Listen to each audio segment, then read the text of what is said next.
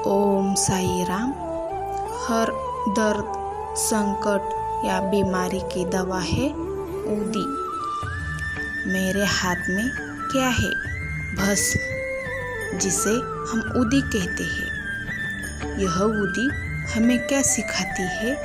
यह हमें शिक्षा देती है कि अंत में इंसान का शरीर पंच महाभूतों में विलीन होकर भस्म होता है। मैं अपने भक्तों से दक्षिणा लेता हूँ। दक्षिणा का मतलब होता है त्याग। बाबा कहते हैं यह ऊदी वैराग्य का प्रतीक है और दक्षिणा त्याग का। त्याग और वैराग्य के बिना भवसागर पार नहीं होता। सबका मालिक एक। बाबा कहते हैं मेरे बच्चों, मन में विश्वास है तो पत्थर भी भगवान नजर आता है। जिसके मन में विश्वास है उन्हें पत्थर में भी भगवान नजर आते हैं। जिनके मन में विश्वास नहीं होता उन्हें सामने खड़े भगवान भी पत्थर नजर आते हैं। श्रद्धा विश्वास का ही दूसरा रूप है। बाबा कहते हैं मेरे बच्चों, जहाँ श्रद्धा है वहाँ विश्वास नजर आता है और जहाँ विश्वास है वहाँ ही श्रद्धा होती है। ईश्वर भगवान मालिक को पाने के लिए श्रद्धा और भक्ति की आँख ही चाहिए। ईश्वर निर्विकार है। उन्हें विकारों के अधीन होकर नहीं देखा जा सकता। बाबा कहते हैं मालिक के घर देर है अंधेर नहीं। अरे इंसान, जान ले किसी का बुरा मत सोचना, किसी का बुरा मत करो, किसी के साथ बुरा व्यवहार मत करो, वरना उसके कर्मों का हिसाब होने वाला होता है। मालिक के पास सब लेखा जोखा होता है। जो जैसा करेगा उसे वैसा ही भरेगा। ओम साई राम। विकारों को जागती है लालसा। लालसा यानी अभिलाषा।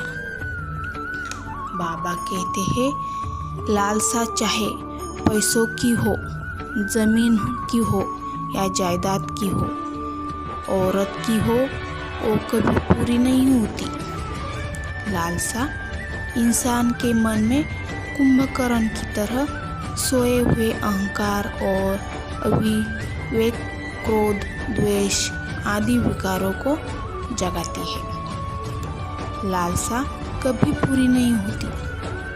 एक पूरी कर दो तो दूसरी नाक के फन की तरह मन के दरवाजे पर दस्तक देती है। इसलिए कहता हूँ कि मालिक की भक्ति में दिल लगाओ, फिर यह चंचल मन भटकेगा नहीं। मालिक की कृपा से यह अभिलाषा भी छुटकारा पाएगा। अभिलाषा कभी खत्म नहीं होती।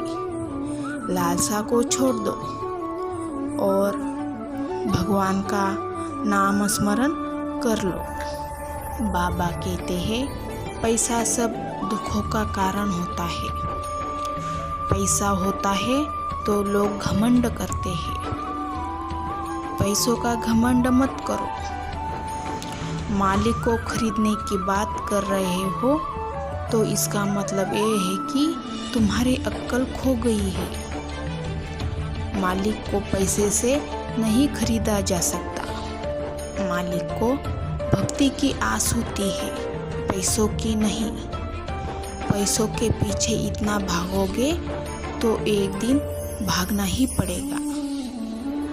मालिक कब समझेगा यह इंसान?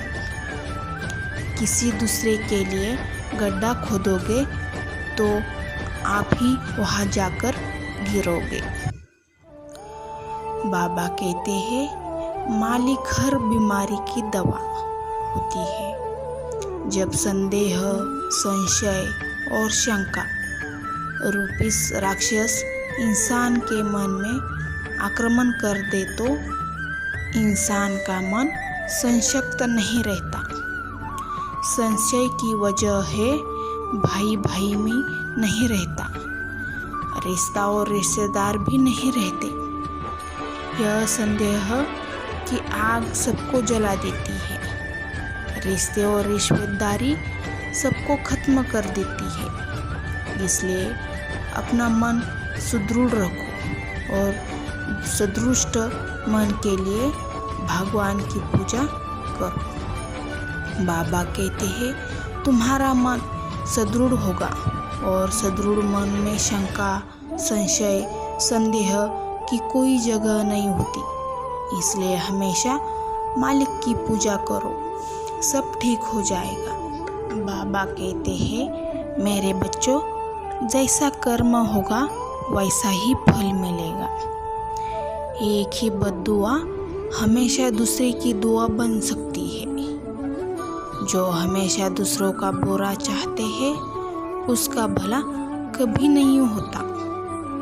जो लोग दूसरों का भला चाहते हैं उसका बुरा कभी नहीं होता।